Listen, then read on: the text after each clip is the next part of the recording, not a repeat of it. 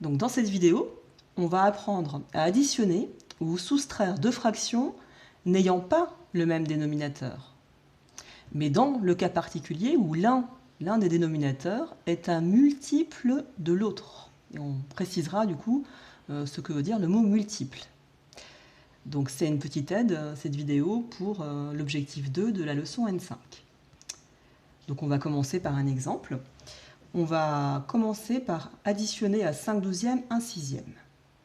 Donc on remarque tout de suite que ces deux fractions, effectivement, n'ont pas le même dénominateur.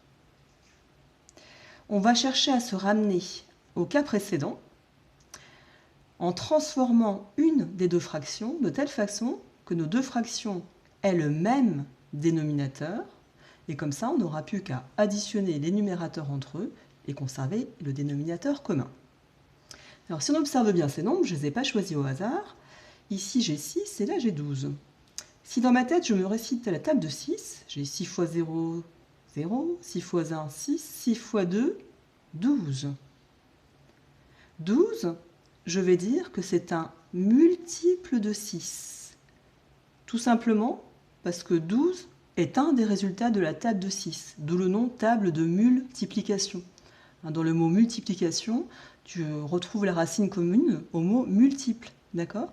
Donc on est bien dans ce cas-là, où 12 est un multiple de 6. 6 fois 2, 12. 12, il contient exactement 2 fois le nombre 6. Donc qu'est-ce qu'on va faire? Donc là, je réfléchis au brouillon, c'est ma partie brouillon. Je vais prendre ma fraction 1/6 et je vais chercher une fraction égale à 1/6 dont le dénominateur vaut 12. Comme ça, mon objectif sera atteint, j'aurai bien deux fractions qui auront le même dénominateur, égal à 12 dans ce cas-là. Alors, tu te rappelles du cours sur les fractions égales, je te répète quand même la propriété. Deux fractions sont égales si on peut passer de l'une à l'autre en multipliant le numérateur et le dénominateur par un même nombre. Donc là, moi j'aimerais trouver une fraction égale à 1/6 dont le dénominateur soit 12. Donc je vais multiplier le numérateur 1 et le dénominateur 6 par un même nombre. Je cherche 6 fois quel nombre me donne 12. On l'a dit, c'est 6 fois 2. Donc ça va bien me donner 1 fois 2, 2, et 6 fois 2, 12. Donc tu vois que je regarde en fait que les dénominateurs. Donc je viens de trouver 2/12, qui est une fraction égale à 1/6.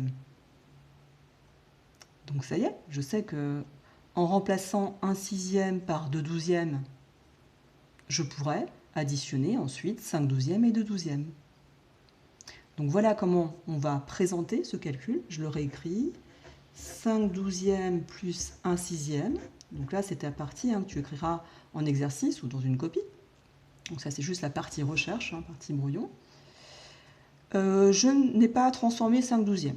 Elle était sur 12, je la réécris.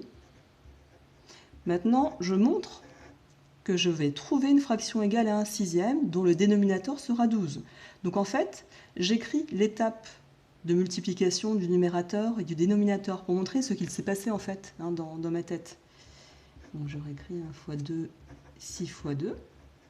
Je continue, égal. 5/12, pour l'instant, on n'y touche pas. Plus 1 fois 2, 2. Et 6 fois 2, 12. Et voilà, nous voilà revenus au cas précédent. Je veux additionner deux fractions dont le dénominateur est 12. Je le conserve. Et j'additionne les numérateurs entre eux. 5 plus 2, ça me donne 7. Voilà, donc 5/12 plus 1/6, ça me donne 7/12. Un dernier exemple. On va travailler sur une soustraction. Le raisonnement sera du même genre. Donc là, voici 7/25 moins 1/5. Alors, tu peux mettre la vidéo en pause et chercher tout seul. Et ensuite, je te donne la solution.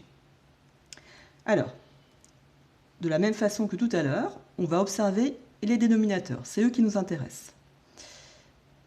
De la même façon, si je me récite la table de 5, 5 fois 0, 0, 5 fois 1, 5, 5 fois 2, 10, 5 fois 3, 15, 5 fois 4, 20, 5 fois 5, 25.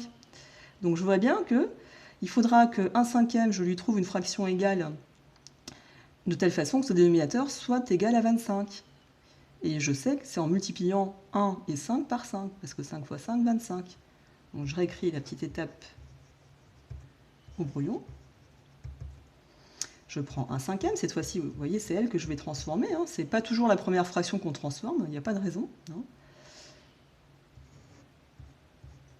Alors, je veux trouver une fraction égale à 1/5 dont le dénominateur soit 25.